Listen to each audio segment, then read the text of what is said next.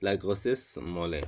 Qu'est-ce qu'une grossesse molaire? La grossesse molaire est une dégénérescence kystique des villosités du placenta. Une grossesse molaire est une grossesse dans laquelle quelque chose se passe mal lors de la fécondation, ce qui entraîne un développement anormal du placenta en une masse de kyste remplie d'eau, appelée oppidatidiforme.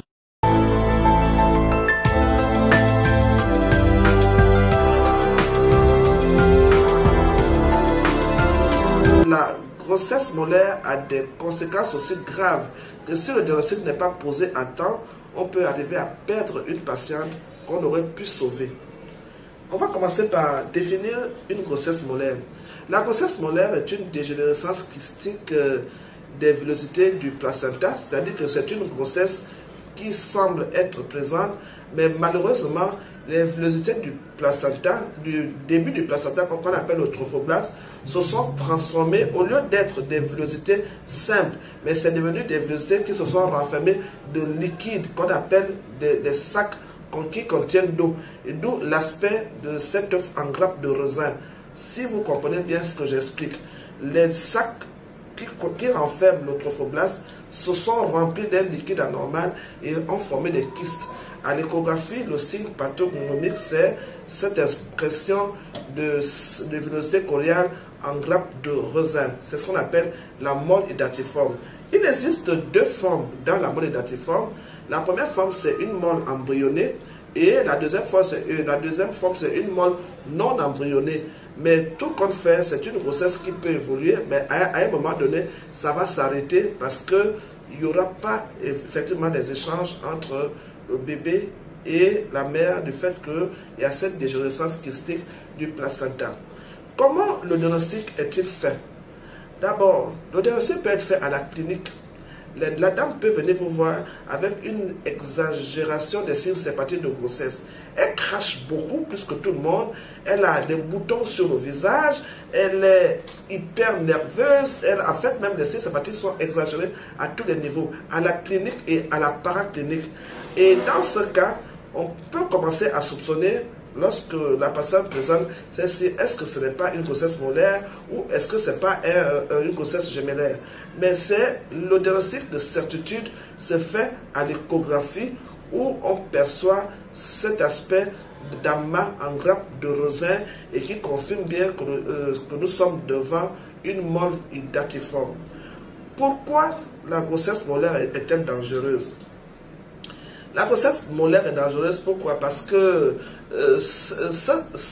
cet état clinique peut se transformer en choriocarcinome, donc un état de cancer après si on ne fait pas attention. Même si on a fait l'avortement molaire, c'est-à-dire que si l'embryon est sorti, il est important de faire une surveillance post-molaire parce que la grossesse n'est pas du tout évolutive et de deux, il faut surveiller après l'expulsion du produit de conception. Et cette surveillance se fait pendant 12 semaines, et même au-delà, voire même d'autres disent qu'il faut aller même pendant un an, où on va faire un dosage des bêta-SEG après l'expulsion du produit pour voir si le taux n'est pas en croissance. Si le taux est en croissance, les filles, il faut rapidement convoquer la patiente, l'orienter vers un gynécologue et le gynécologue va l'orienter vers un castrologue. Tout cela pour arriver à faire une hystérectomie pour enlever vite cette transformation maligne d'une situation qui a commencé à bas bruit parce que risque de métastase au-delà des organes qui sont dans le pelvis et votre patiente va décéder de suite d'un cancer. Donc je voulais vraiment préciser que la grossesse molaire, ce n'est pas des jeux. Il faut savoir poser le diagnostic et surtout d'assurer une surveillance post-molaire pour éviter que vous perdiez une patiente que vous aurez pu sauver. Lors d'une grossesse molaire complète, aucun matériel embryonnaire n'est présent, alors qu'une grossesse molaire partielle peut inclure du tissu embryonnaire. Dans le cas d'une grossesse molaire partielle, l'embryon n'est pas viable et ne deviendra jamais un bébé. La cause des grossesses molaires n'est pas vraiment comprise. Certains chercheurs soupçonnent qu'il s'agit d'erreurs d'ovulation, de manque de certains nutriments ou d'erreurs aléatoires lors de la fécondation. Environ une grossesse sur 1000 est une grossesse molaire, et la plupart du temps, la grossesse avortait spontanément. Les femmes ne doivent certainement pas se sentir personnellement responsables si elles ont une grossesse molaire, car il n'y a rien à faire pour les prévenir. Au début, une grossesse molaire peut donner l'impression d'une grossesse normale. Les niveaux d'hormones montent et on peut avoir un gonflement de l'abdomen. Cependant, une échographie révélera que l'utérus est rempli d'une masse de kystes et non d'un embryon en développement. La plupart des médecins recommandent d'interrompre une grossesse molaire si celle-ci n'abandonne pas spontanément, car elle peut devenir cancéreuse et menacer la santé reproductive, ainsi que la vie de la mère. Les personnes qui ont des scrupules moraux au sujet de l'interruption de grossesse peuvent être assurées qu'une grossesse molaire ne représente aucun potentiel de vie viable et qu'elle n'est donc pas équivalente à une grossesse normale. Vous pouvez également entendre parler de grossesse molaire, appelée maladie trophoblastique gestationnelle. Dans de très rares cas, une grossesse molaire se développe parallèlement à une grossesse normale.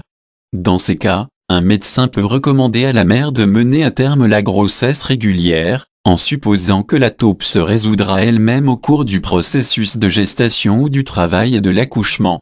Des tests de routine peuvent être nécessaires à titre de suivi après la naissance pour confirmer que la taupe a été totalement expulsée. Bien qu'une grossesse molaire ne soit pas une vraie grossesse, il s'agit toujours d'une perte de grossesse et il est donc approprié de faire son deuil après une grossesse molaire. Les femmes ayant une telle grossesse ont l'impression d'être enceintes, avec des changements physiques et hormonaux, et il peut être choquant d'apprendre que la grossesse était fausse.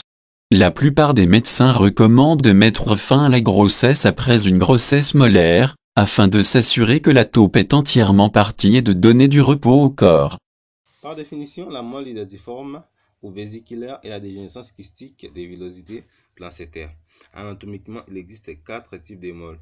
Nous avons la molle complète, la molle partielle, la grossesse molaire gémellaire et la grossesse molaire ectopique. La molle complète est caractérisée par la présence de villosités kystiques en grappe de raisin ou en frais de grenouille, et l'absence d'embryon par dissolution précoce et de la cavité amniotique. La molle partielle est caractérisée par la coexistence de villosité kystique, d'un embryon momifié et de la cavité amniotique. Et dans la grossesse molaire gémellaire, nous avons un jumeau qui se développe à côté de la molle, et la grossesse molaire ectopique, une grossesse molaire qui s'est développée en dehors de la cavité utérine. En clinique, comme signe fonctionnel, nous avons des métrorragies, des causes inapparentes, survenant au cours des 2e, 3e et 4e mois de la grossesse, à répétition d'abondance croissante et mêlée à des écoulements sérieux. Les signes sympathiques de la grossesse sont exagérés: nausées, cyanurées, vomissements, cybictères, insomnie, agitation et vertige.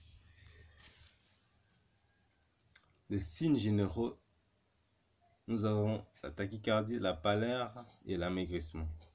Comme signe physique, à la palpation, l'utérus est mou, plus gros que l'aménorrhée, c'est-à-dire l'âge de la grossesse, et le volume est variable d'un jour à l'autre. C'est ce qu'on appelle l'utérus en accordéon.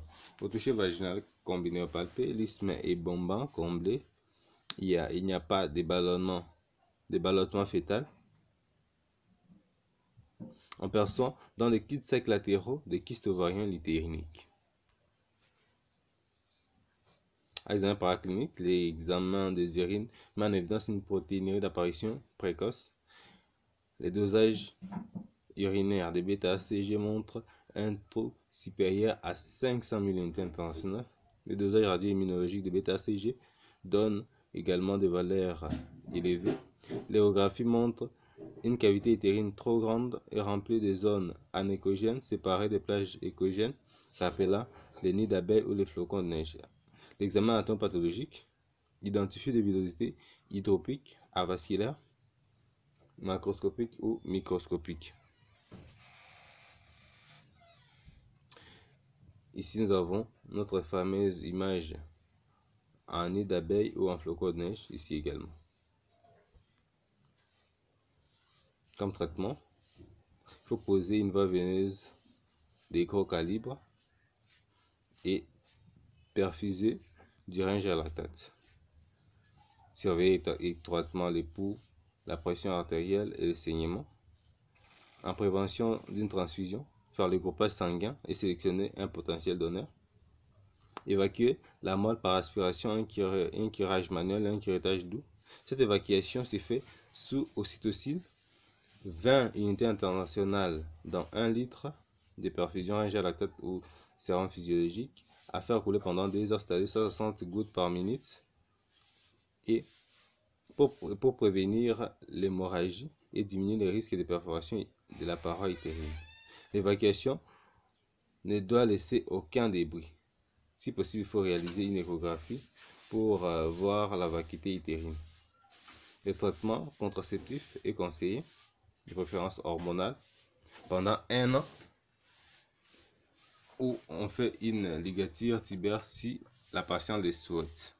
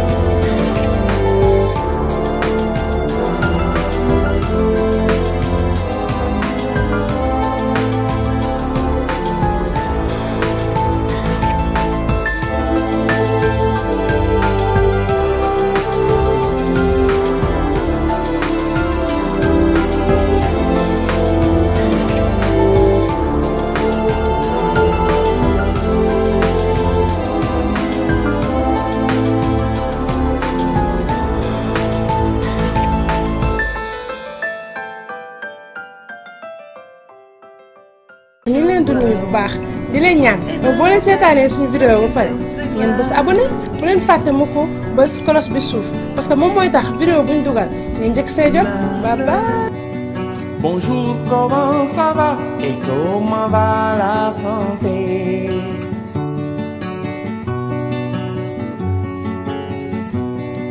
Bonjour, comment ça va et comment va la santé?